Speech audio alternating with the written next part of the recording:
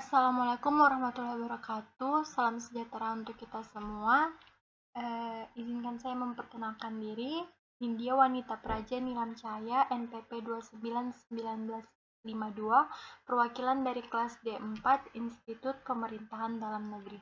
Baik, izinkan saya di sini untuk menjelaskan perencanaan berbasis hasil di Provinsi Sulawesi Barat. Baik, yang pertama ada skor PKD pemerintah daerah di Sulbar. Di sini saya ambil kontribusi PDRB kabupaten terhadap total PDRB tahun 2012 sampai 2015. Secara umum di Sulbar sudah cukup baik, namun perlu ditingkatkan lagi. Untuk Kabupaten Mamuju sendiri merupakan urutan kedua tertinggi pada tahun 2012 sampai 2015. Lalu di sini ada pendapatan per kapita Provinsi Sulawesi Barat.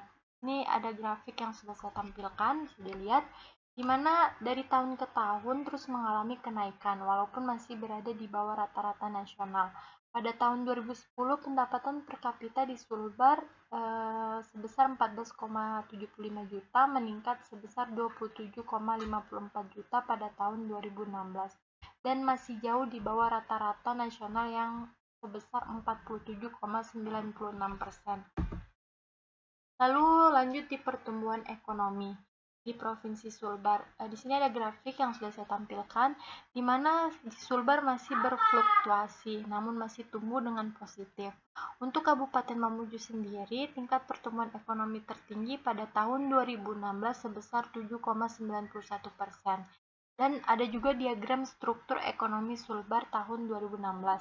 Di mana di sini didominasi oleh lapangan usaha utama yaitu pertanian, kehutanan, dan perikanan yang sebesar 41,30%. Nah, di sini ada penurunan kemiskinan di kabupaten kota di Provinsi Sulbar.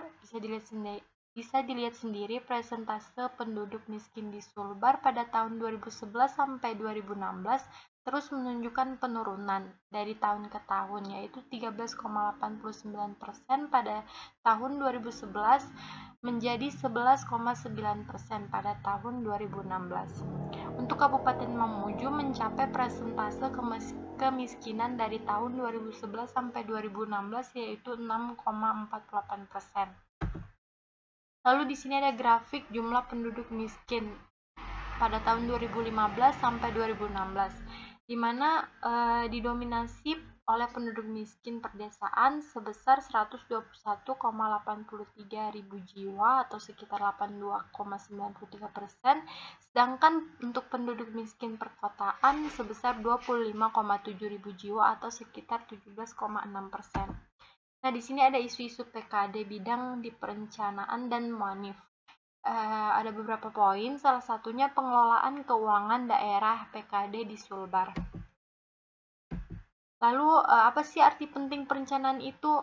Perencanaan itu merupakan memberikan gambaran tujuan yang ingin dicapai dan bagaimana tujuan yang akan dicapai. Berikut beberapa poinnya. Lalu ada juga kelayakan perencanaan. Perencanaan harus rasional, bukan berdasarkan emosi dan perkiraan-perkiraan yang tidak bersabar. Di sini ada beberapa poin perencanaan yang harus melihat dan memperhitungkan. Lalu kita masuk di perencanaan dimulai dari fakta dan berbasiskan hasil. Nah, mengapa sih harus menekankan pada hasil?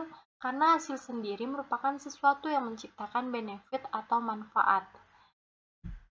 Lalu di sini juga ada 4 langkah pengembangan kerangka hasil. Bisa dilihat sendiri. Nah, di sini ada isu dalam pemilihan ukuran hasil untuk pemantauan dan evaluasi untuk keperluan perencanaan. Ada beberapa pertanyaan yang akan dijadikan isu dalam pemilihan ukuran hasil untuk pemantauan dan evaluasi.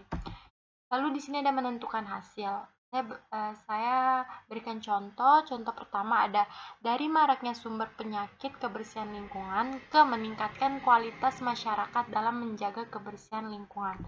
Lalu selanjutnya ada ukuran hasil diturunkan dari masalah atau isu yang akan dihadapi. Di sini saya ambil contoh di area kebijakan kesehatan, di mana contoh pertama dari bangunan rumah sakit tidak memenuhi standar atau minim ruangan ke memperbaiki infrastruktur bangunan yang memadai.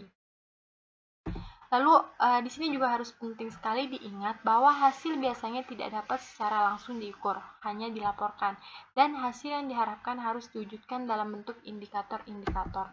Nah, di sini ada pemilihan indikator kinerja kunci untuk memantau hasil, ada 2 poin.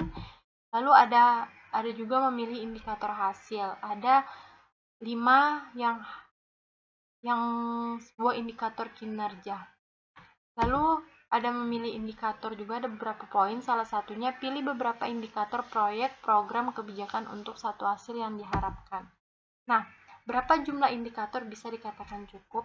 Bisa dikatakan cukup jika kita dapat menjawab apakah hasil yang diharapkan sudah tercapai. Nah, lalu di sini ada mengapa sih menggunakan indikator proksi? Apa sih indikator proksi itu? Nah, indikator proksi merupakan indikator perkiraan yang menjelaskan terkait dengan indikator yang ingin kita ukur.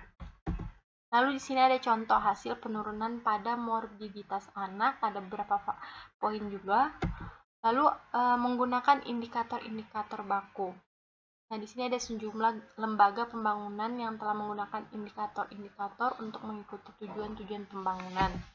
Nah, di sini ada kata-kata dari Harry Hatry, di mana jika kita tidak tahu di mana kita berada, kita akan mengalami kesulitan menentukan di mana kita akan pergi. Nah, di sini membangun baseline data untuk indikator apa-apa saja. Di sini ada sudah poin-poinnya. Lalu ini berikut membangun informasi baseline. Nah, di sini format tabel yang sudah saya tampilkan. Nah, di sini ada sumber data bisa berupa primer atau sekunder. Apa sih primer itu?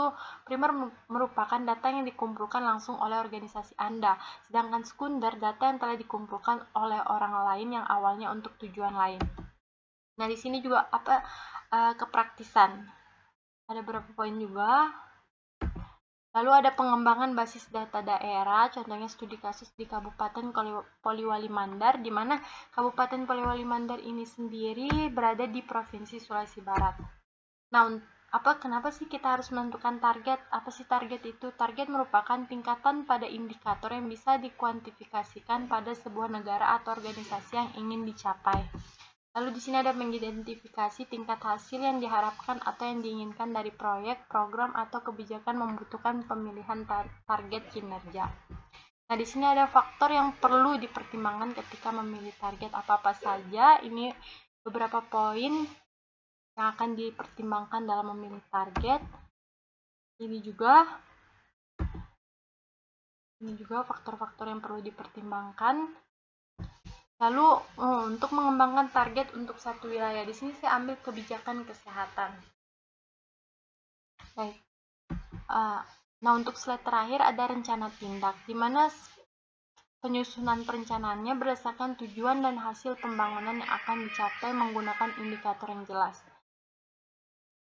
Baik, sekian dari presentasi saya. Mohon maaf jika PPT saya ada kekurangan. Saya mohon maaf. Terima kasih atas perhatiannya. Wassalamualaikum warahmatullahi wabarakatuh.